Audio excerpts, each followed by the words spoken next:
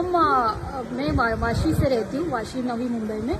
और अचानक एक बार जैसे अभी 1 साल होने को आया, जैसे अपने गुरुजी के भाई महेंद्र भगत जी और देशराज भगत जी ये कारलेर नामदान केंद्र पे आए थे और हमको बुलाया था कि जो कोई दृढ़ भगत हो तो वो यहाँ पे आ जाए, क्योंकि हमको क्या षड्यंत्र करने के लिए बुलाया था कि पवन भगत जी से हम जैसे बात करेंगे और उसके बाद उनको बोलेंगे कि हमको पैसे आपको देने, कि हम अभी आप जो खुद पवन भगत जी बोल रहे हैं कि उनको पैसे नहीं देने, तो जैसे हम बोलेंगे पवन भगत जी को अभी हमारी दान जो हम दे रहे दशवांश वो आपको दे रहे तो हम कैसे दें, तो आपका जो अकाउंट नंबर है वो हमको दे दो।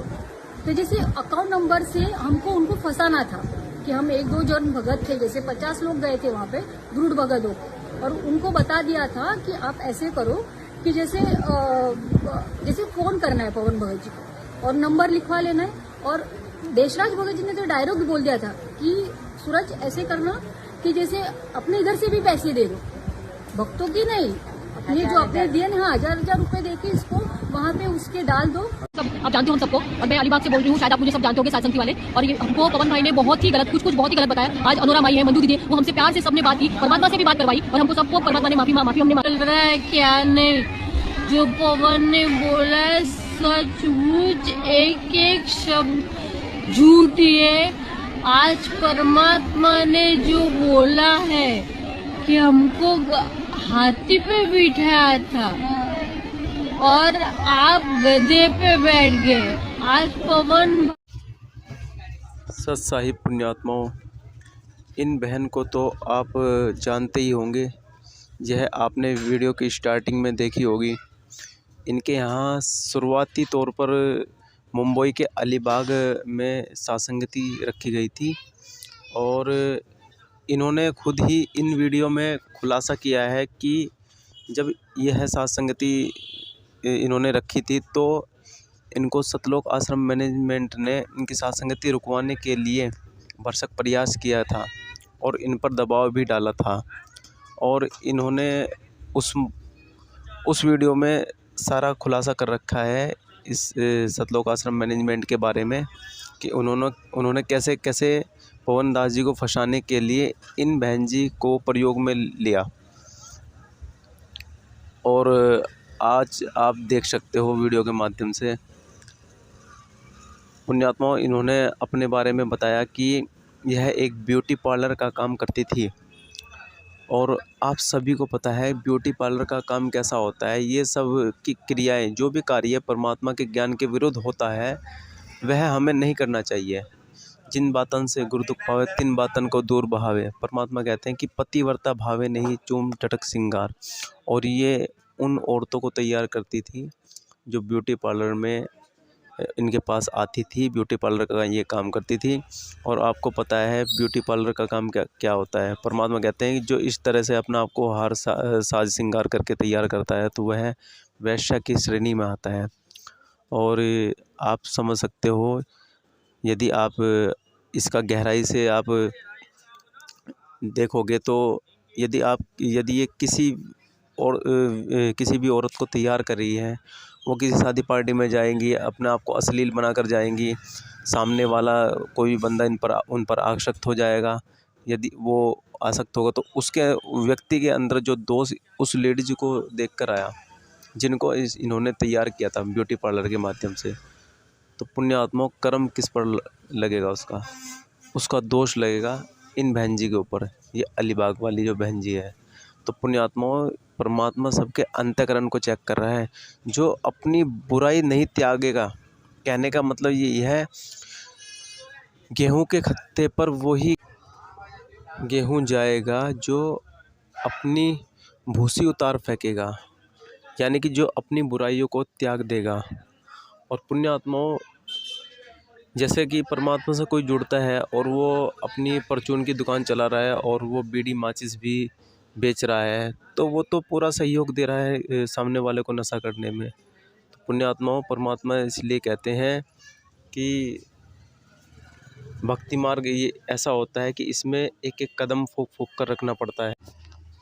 और पवन भाई जी ने इनको पहले ही सतर्क कर दिया था कि बहन जी आप ये कार्य छोड़ दो, क्योंकि यह गलत कार्य है। और पुण्यात्माओं, इन्होंने वो कार्य नहीं छोड़ा जिसके कारण इन पर ये कर्म लागू हुआ, और परमात्मा सबके अंतःकरण को चेक कर रहा है। पुण्यात्माओं, यदि हम कोई भी बुराई नहीं त्यागेंगे तो हम परमात्मा के दोषी हो जाएंगे, और इसलिए परमात्मा सबको उनके हिसाब से अलग कर रहा है। इसलिए आप भी संभल कर रहे और मर्यादा निभाए, अपने आप को बचाएं। सत्साहिब पंडित छोड़ सतुराम भगवान जी की जय हो। कलीसियाओं में, आत्मिक कलीसियाओं में आत्मिक लोग जुड़ने लगेंगे, परंतु जो परमेश्वर को नापसंद है वो लोग टूट टूट करके पापी मिजाज वाली कलीसियाओं में जुड़ने लगेंगे, जहां पाप करने की अनुमति है। दो कलीसियाएं बनेंगी।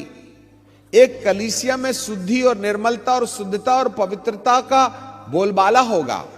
दूसरी कलीसिया में संसार के साथ समझौता के साथ जीवन जीने वाले लोगों की बड़ी भीड़ होगी, जो पाप में रहकर के प्रभु की भक्ति करना पसंद करेंगे। परंतु दूसरे ओर ऐसे लोग होंगे जो पाप का बहिष्कार करते हुए केवल पवित्रता का आधार बना के मेरे परमेश्वर की आराधना करने वाले होंगे। दोनों कलीसियाएं पीक पॉइंट पर होंगी। पवित्र होने वाले निरंतर पवित्र होते चले जाएंगे। मसीहियत के अंदर में दुष्टता जिस तरीके से बढ़ रही है, वो भी इतनी पार हो जाएगी चरम सीमा में कि उन्हें बाइबिल के वचन याद आना भूल जाएंगे वो लोग। दोनों कलीसियाओं में तरक्की होगी। एक पवित्रता वाली कलीसिया बढ़ेगी, इसलिए कुछ लोग बिगड़ी कलीसिया से हट करके सुधरी कलीसिया में आना शुरू हो जाएंगे, और जो अच्छी कलीसिया में संगति रखते हैं वो लोग जो समझौतापूर्ण जीवन जीना चाहते हैं वो शुद्ध होने वाली कलीसिया से बाहर आकर के पापी कलीसिया में मिलने लगेंगे, जिससे कि पाप करने की स्वतंत्रता मिले। दोनों कलीसियाएं बढ़ेंगी। गलत सिद्धांत फूलेगा फलेगा। पवित्रता भी चरम सीमा में होगी। मुझे नहीं मालूम किसको प्रभु ले जाएगा। जिसका नाम जीवन की किताब में लिखा हुआ होगा, जिसके माथे पर परमेश्वर की मोहर होगी, उसके निकट नहीं जाना। भेड़ और बकरियों के अलग किए जाने का कार्यक्रम हो रहा है। गेहूं और भूसियां अलग की जाएंगी। जो गेहूं भूसी नहीं छोड़ेगा, जो गेहूं भूसी नहीं छोड़ेगा, अंदर गेहूं है ऊपर भूसी है, वह गेहूं के खत्ते पर नहीं रहेगा, वो पछोड़ दिया जाएगा। इवन दो गेहूं अंदर है परंतु उसकी भूसी अलग नहीं हुई, तो गेहूं गेहूं होने के बाद भी भूसी के कारण भूसी वाले खत्ते पर इकट्ठा किया जाएगा और आग में झोंका जाएगा। जो लोग समझौतापूर्ण जीवन जीने के लिए तैयार हैं, वो लोग विश्वासी होने के बावजूद भी आग के कौर बन जाएंगे। परंतु जो गेहूं भूसी उतार चुका होगा, केवल वही है जो गेहूं के खत्ते पर इकट्ठा किया जाएगा, वही प्रतिफल पाएगा।